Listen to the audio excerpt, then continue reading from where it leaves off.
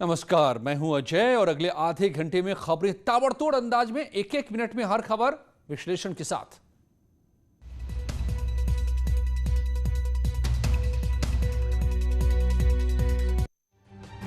आजमगढ़ में असलहों के प्रदर्शन की तस्वीर सामने आई है, जहां दहशत फैलाने के लिए एक व्यक्ति असलहों का प्रदर्शन करता दिखाई दिया। तस्वीरों को देखिए कि कैसे कई सारे हथियारों को लेकर ये व्यक्ति टहल रहा है। बताया जा रहा है कि तस्वीरें गांव में बने एक स्कूल परिसर की है। तस्वीरों में दिख रहे इस व्यक्ति के पास 4 असलहे और कारतूस थे, जिसे लेकर वो दहशत फैलाने की कोशिश कर रहा था। वीडियो वायरल होने के बाद पुलिस ने कार्रवाई शुरू कर दी है।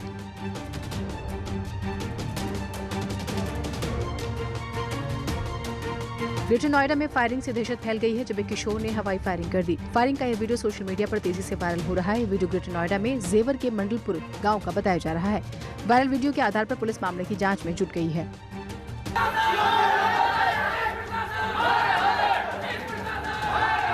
मुरादाबाद में वकीलों ने एसएसपी ऑफिस में जमकर हंगामा काटा है। वकीलों का आरोप है कि उनके एक साथी अधिवक्ता के घर पर कुछ बदमाशों ने हमला कर दिया था, जिसके आरोप में उन्होंने थाना सिविल लाइन में गंभीर धाराओं में आरोपियों के खिलाफ मामला दर्ज करा दिया है।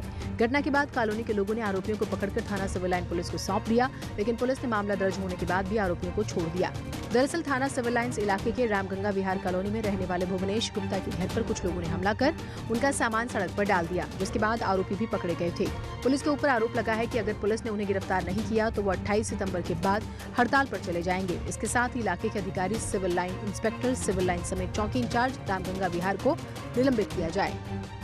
ये थाना सिविल लाइन क्षेत्र में एक मुकदमे को लेके इनके कुछ ग्रीवियंसेस थे, तो उसमें उन्होंने अपने पक्ष रखा है, प्रत्यावेदन दिया है, जिसको सुन लिया गया है और जो भी इसमें विधिक कार्रवाई है उसका निस्तारण किया जाएगा। इन्होंने कुछ पुलिस कर्मियों पर आरोप लगाए हैं, तो इसकी भी जाँच करा दी जाएगी। हाथरस में युवकों के जरिए बेजुबान जानवरों के साथ हैवानियत की गई। कुछ युवकों ने एक आवारा कुत्ते को लाठी डंडों से पीट कर मौत के घाट उतार दिया। युवक काफी देर तक बेजुबान जानवर को पीटते रहे। पूरी घटना का वीडियो सीसीटीवी में कैद हो गया। पुलिस भी आरोपी युवकों की तलाश कर रही है। कानपुर में एक प्रेमी ने अपनी प्रेमिका की पिटाई कर दी। प्रेमी को शक था कि उसकी प्रेमिका किसी और शख्स से बात करती है, जिसकी वजह से उसने अपनी प्रेमिका को पार्क के बाहर बुलाया और फिर गाली गलौज करने लगा। इसके बाद उसने प्रेमिका की पिटाई भी शुरू कर दी। प्रेमी की इस करतूत का वीडियो अब सोशल मीडिया पर वायरल हो रहा है। आसपास से गुजर रहे लोगों ने भी प्रेमी को रोकने की कोशिश नहीं की। ग्रेटर नोएडा में सिगरेट और गुटखा के उधार पैसे मांगने पर बुजुर्ग को जमकर पीटा गया। बुजुर्ग की पिटाई का सीसीटीवी फुटेज सामने आया है, जिसमें साफ दिख रहा है कि एक युवक ने अपने दोस्त को सिगरेट और गुटखा दिया, लेकिन जब उसने पैसे मांगे तो ईंट पत्थर से उसे घायल कर दिया। पुलिस पर आरोप है कि उसने मेडिकल रिपोर्ट तो ली, लेकिन एफआईआर दर्ज नहीं की।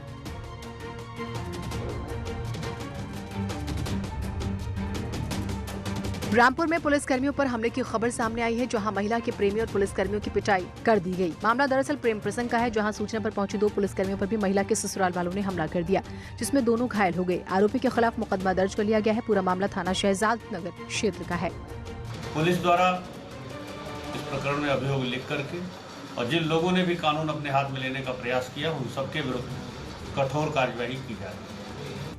हरदोई में रजिस्ट्रार ऑफिस में जमकर हंगामा हुआ है। रजिस्ट्री को लेकर 2 पक्षों में काफी देर तक मारपीट होती रही। एसपी ऑफिस तक मारपीट का सिलसिला चलता रहा। मामला 2 परिवार के बीच जमीन विवाद को लेकर है।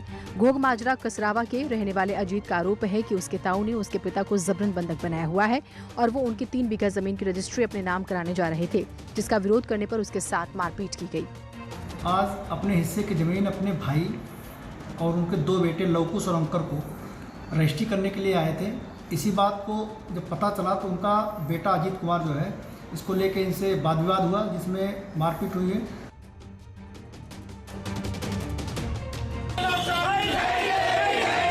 अलीगढ़ में छेड़छाड़ के आरोपियों समेत सैकड़ों की तादाद में बीजेपी कार्यकर्ता थाने के अंदर दाखिल हो गए। इसके बाद पुलिस प्रशासन के खिलाफ जमकर विरोध प्रदर्शन किया। पुलिस कंट्रोल रूम पर सूचना मिलने के बाद मौके पर कई थानों की पुलिस फोर्स और आला अधिकारी पहुंचे। महिला नेता अल्पसंख्यक मोर्चा के महानगर अध्यक्ष समेत 6 लोगों के खिलाफ एफआईआर कराई गई। इस एफआईआर को लेकर बीजेपी नेताओं ने थाने के अंदर विरोध प्रदर्शन किया। विरोध प्रदर्शन के दौरान बीजेपी नेताओं ने सोशल डिस्टेंसिंग की जमकर धज्जियां उड़ाई। प्रदर्शन के दौरान पुलिसकर्मियों से अभद्रता करने पर बीजेपी कार्यकर्ता उतारू हो गए। दरअसल बीजेपी महिला नेता ने अल्पसंख्यक मोर्चा के महानगर अध्यक्ष इमरान अलीम सैफी पर शोषण का आरोप लगाया। साथ ही छेड़छाड़ और मारपीट की धाराओं में केस दर्ज कराया गया, जिसके बाद आरोपी बनाए गए लोगों के पक्ष में सैकड़ों बीजेपी कार्यकर्ताओं ने थाने का घेराव किया। इस दौरान मुकदमे में नामजद सभी आरोपी भी मौजूद रहे। बताया कि ऐसे उन लोगों के पैसे ये नहीं दे रही हैं और लगातार उन्हें धमकी दी जा रही है और उन्हें फंसाने की धमकी दी जा रही है। किसान विधेयक के विरोध में किसान पूरे देश में धरना प्रदर्शन कर रहे हैं। यूपी में भी तमाम जिले से हंगामे की खबरें दिन भर आती रही, जिससे आम लोगों को काफी परेशानियों का सामना करना पड़ा। हापुड़ में चक्का जाम में 2 एम्बुलेंस फंस गई। हापुड़ के NH9 पर किसान धरना दे रहे थे, जिसके बाद ये एम्बुलेंस फंस गई। मेरठ में भी जाम लोगों के लिए मुसीबत बन गया। किसानों के प्रदर्शन के दौरान एम्बुलेंस जाम में फंसी रही। किसानों ने कई जगहों पर हंगामा किया। बुलंदशहर में भी चक्का जाम के बाद भारतीय किसान यूनियन और कांग्रेसियों ने बुलंदशहर में मुख्य चौराहे पर चक्का जाम किया। रास्ते को जाम करके किसान नेता बैठ गए। चौराहे को हुक्का बार बना दिया गया। कृषि सुधार विधेयकों के विरोध में धरना दिया गया। शाहजहांपुर में कृषि सुधार बिल के विरोध में समाजवादी पार्टी कार्यकर्ताओं ने पैदल मार्च निकाला। कार्यकर्ताओं ने कलेक्ट्रेट पहुंचकर ज्ञापन सौंपा और केंद्र सरकार से किसान विरोधी बिल वापस लेने की मांग की। गोरखपुर में भी कांग्रेस कार्यकर्ताओं ने जमकर हंगामा किया। इस दौरान कांग्रेस के नेताओं और पुलिसकर्मियों के बीच पुलिस की झड़प हुई। निगम में कांग्रेस और किसान मोर्चा के कार्यकर्ता और नेताओं ने सरकार के खिलाफ हल्ला बोला, जमकर नारेबाजी की। समाजवादी पार्टी के कार्यकर्ता ज्ञापन देकर वहां से चले गए। प्रधानमंत्री मोदी ने भारतीय जनसंघ के अध्यक्ष पंडित दीनदयाल उपाध्याय की 104वीं जयंती के मौके पर पार्टी कार्यकर्ताओं को संबोधित किया। इस मौके पर बीजेपी के राष्ट्रीय अध्यक्ष जेपी नड्डा और रक्षा मंत्री राजनाथ सिंह भी मौजूद रहे। उन्होंने विपक्ष को भी कटघरे में खड़ा किया। कहा, किसानों से झूठ बोलने वाले लोग उनके कंधे पर बंदूक रखकर चला रहे हैं। उन्होंने पार्टी कार्यकर्ताओं से कहा है कि राष्ट्रहित में जो योजनाएं बनाई गई हैं, उन्हें लोगों तक पहुँचाना है। कोरोना को लेकर उन्होंने कहा है कि 2 गज की दूरी, मास्क, हाथ की सफाई, इन सभी के लिए जागरूकता फैलाना जरूरी है। हमें खुद भी इन नियमों का सख्ती से पालन करना होगा और दूसरे लोगों को भी इसके लिए प्रोत्साहित करना होगा। भाजपा के नेतृत्व में एनडीए सरकार ने निरंतर इस स्थिति को बदलने का प्रयास किया है, प्रामाणिक प्रयास किया है, सोच समझ करके प्रयास किया है। कोई निजी स्वार्थ के लिए नहीं, कोई राजनीतिक स्वार्थ के लिए नहीं, सिर्फ और सिर्फ किसान के कल्याण को ध्यान में रखते हुए। पंडित दीनदयाल उपाध्याय की जयंती पर सीएम योगी आदित्यनाथ ने भी उन्हें नमन किया। लखनऊ में पंडित दीनदयाल की मूर्ति पर उन्होंने माल्यार्पण कर श्रद्धांजलि दी। सीएम योगी ने लखनऊ में कृषि विज्ञान केंद्रों के प्रशासनिक भवनों का वर्चुअल लोकार्पण और शिलान्यास किया। इस मौके पर सीएम योगी ने कहा है कि हर जनपद में एक नया कृषि विज्ञान केंद्र बनेगा और बड़े जिलों में 2 कृषि विज्ञान केंद्र बनेंगे। उन्होंने नए कृषि बिल को किसानों के हित में बताया। गन्ना किसानों के हित में बनाने के लिए भी विभाग से कहा गया है। चूंकि न्यायालय की कुछ बाध्यताएं हैं, लेकिन हम इस कार्यक्रम को आगे बढ़ाने के लिए पूरी तरह प्रतिबद्ध हैं। प्रतापपुर चीनी मिल से जुड़े हुए सभी गन्ना किसानों के गन्ना मूल्य का भुगतान एक समय सीमा के अंदर हो। जिला प्रशासन अपने स्तर पर भी और गन्ना विभाग शासन स्तर पर भी इस बात के लिए पूरा प्रयास करेगा। इसके लिए पहले ही सभी संबंधित को जो भी आवश्यक निर्देश जारी करने थे वो किए जा चुके हैं। भोजपुरी सिने जगत के मशहूर एक्टर और गोरखपुर से सांसद रवि किशन को सच बोलने की सजा मिली है। रवि किशन ने बीते दिनों संसद में बॉलीवुड के ड्रग्स का मामला उठाया था, जिसके बाद कई सेलेब्स ने उनका विरोध किया। खबर है कि अब मूवी माफिया रवि किशन को तोड़ने में जुटे हुए हैं। अभिनेता रवि किशन के पीछे मूवी माफिया पड़ गया है। कई बड़े प्रोजेक्ट से रवि किशन को हटाया गया है। लॉकडाउन से पहले कई बड़ी फिल्में साइन की थी। ड्रग्स के खिलाफ आवाज उठाने पर फिल्मों से हटा दिया गया। रवि किशन ने ड्रग्स मंडली के खिलाफ आवाज उठाई थी। बॉलीवुड में ड्रग्स का मामला उठाने के 1 हफ्ते के अंदर ये सब हुआ है। एक लॉबी रवि किशन को हर प्रोजेक्ट से बाहर निकलवाने पर तुली हुई है। वहीं इस पूरे मामले पर रवि किशन पहले ही कह चुके हैं कि उनकी लड़ाई ड्रग माफिया के खिलाफ जारी रहेगी। रवि किशन ने अपने दम पर भोजपुरी सिनेमा जगत के साथ साथ बॉलीवुड में भी अपनी अलग पहचान बनाई है। यूपी के जौनपुर से वो ताल्लुक रखते हैं। रवि किशन को ड्रग्स माफियाओं से डरने की जरूरत नहीं है। सारे कलाकार रवि किशन के साथ है, देश की जनता भी रवि किशन के साथ है। अब गंदगी साफ होनी चाहिए। इसमें चाहे बड़ा से बड़ा सुपरस्टार हो, स्टार हो, अगर दोषी है तो उसको सजा मिलनी चाहिए। ये ड्रग्स माफिया कुछ नहीं कर पाएंगे।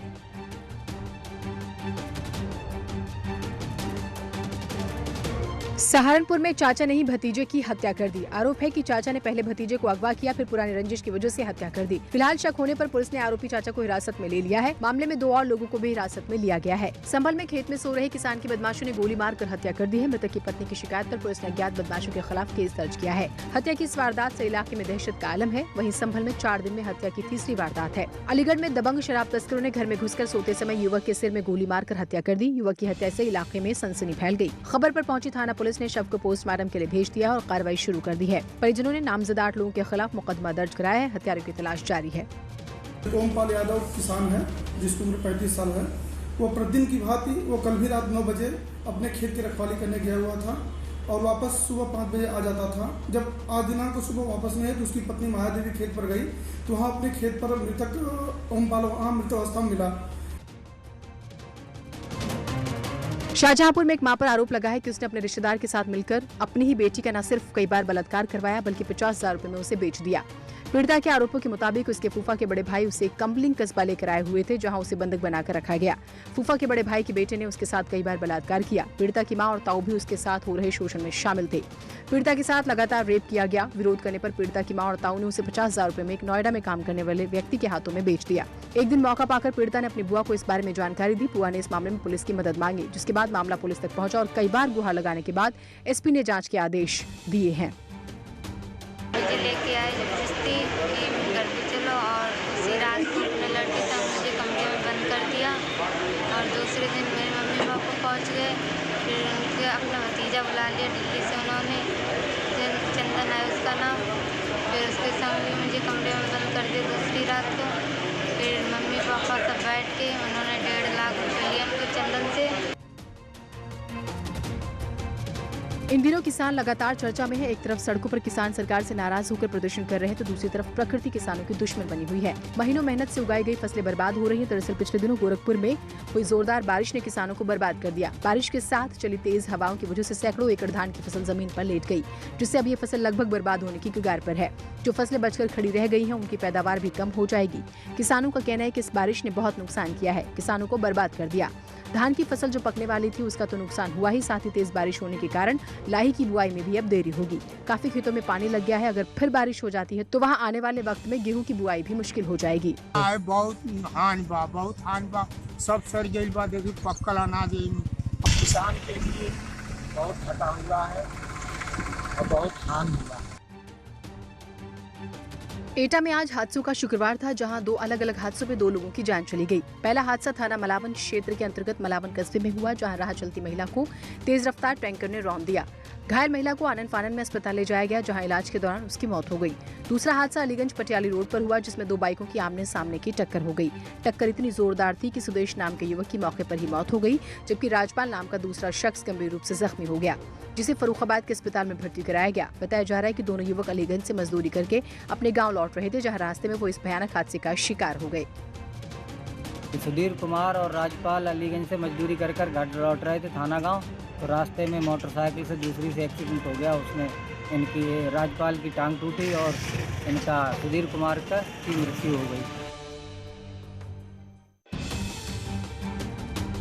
बागपत के चांदीनगर इलाके में एक ब्राह्मण परिवार ने मुस्लिम समुदाय पर उत्पीड़न का आरोप लगाया है। बीजेपी नेता ने घर के बाहर मकान बिकाऊ लिखकर पलायन करने की चेतावनी दी, जिसके फोटो सोशल मीडिया पर भी वायरल हो रहे हैं। मामला चांदीनगर इलाके के गौना गांव का है, जहां बीजेपी युवा मोर्चा के जिला महामंत्री विकल शर्मा और उनके भाई अमित शर्मा ने अपने मकानों पर मकान बिकाऊ लिखकर पलायन की चेतावनी दी और इसके बाद बाकायदा पोस्टर भी जारी किए। उन्होंने सीएम से भी सुरक्षा की मांग की है। पीड़ित परिवार का आरोप है कि खेतों में पानी चलाने के दौरान उनका सादिक नाम के शख्स से विवाद हुआ था, जिसे ग्राम प्रधान का संरक्षण प्राप्त है। उनके ऊपर मुस्लिम समुदाय के लोगों ने फर्जी केस दर्ज करा दिए और अब उन्हें परेशान किया जा रहा है। उन्होंने सीएम से भी सुरक्षा की मांग की है।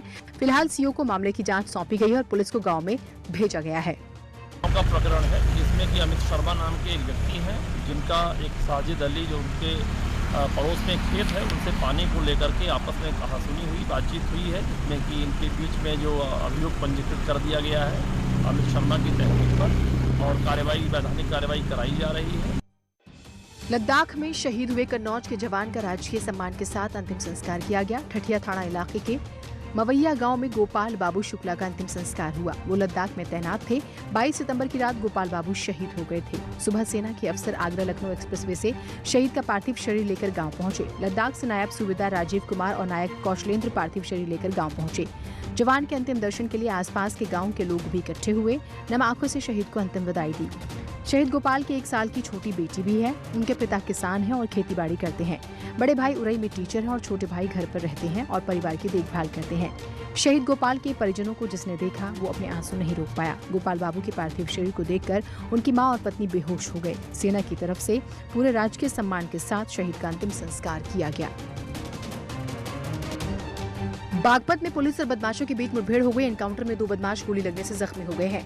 2 साथी बदमाशों ने सरेंडर भी कर दिया। मुठभेड़ के बाद 4 बदमाशों को पुलिस ने गिरफ्तार किया। बदमाशों का क्राइम रिकॉर्ड खंगालने में पुलिस जुटी हुई है। पुलिस टीम पर फायर कर बदमाश भाग रहे थे। बिनौली थाने के मेरठ रोड पर ये मुठभेड़ हुई। सीतापुर में अटरिया थाना पुलिस से बदमाशों के बीच मुठभेड़ हो गई है, जिसमें मध्य प्रदेश का रहने वाला 50,000 के इनामी बदमाश मिथुन गोली लगने से जख्मी हो गया। बदमाश के पास से एक कार और तमंचा बरामद हुआ है, साथ ही भारी संख्या में कारतूस भी बरामद हुए हैं। लखनऊ से लूट के मामले में आरोपी वांटेड था। मिथुन का गैंग कंपनियों से लोड होने वाले मालों की रेकी करता था। इसके बाद ड्राइवर और क्लीनर को बंधक बनाकर मिथुन गैंग के सदस्य उसका माल लूट लेते थे। हर टोल पर ट्रक का नंबर भी बदल दिया जाता था, जिससे इनकी पहचान न हो सके। पुलिस के आत्मरक्षार्थ फायरिंग करने पर एक बदमाश घायल हो गया, जो जिला अस्पताल में एडमिट है, उसका इलाज कराया जा रहा है और 3 बदमाश वहां से मौके से फरार हो गए।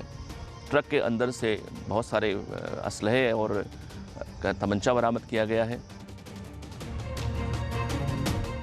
भदोही में वन विभाग के अधिकारियों ने एक घर पर छापा मारकर राष्ट्रीय पक्षी मोर के 3 बच्चों को बरामद किया। मोर के बच्चों को पिंजरे में कैद किया गया था। बनकट गांव के एक शख्स ने विभाग को इसकी खबर दी थी, जिसके बाद वन विभाग के अधिकारियों ने गांव में छापा मारा। क्षेत्रीय वन अधिकारी के नेतृत्व में वन विभाग की टीम ने बनकट गाँव में छापा मारा तो पिंजरे में मोर के 3 बच्चे मिले। हालांकि घर में कोई भी बड़ा मोर नहीं मिला। वन विभाग की तरफ से आरोपी के खिलाफ वाइल्ड लाइफ एक्ट के तहत कार्रवाई की जा रही है। वन विभाग के अधिकारी इस बात की भी जाँच कर रहे हैं कि कहीं मोर के बच्चों की तस्करी तो नहीं की जा रही थी। आरोपी के खिलाफ वाइल्ड लाइफ एक्ट के तहत केस दर्ज किया जाएगा।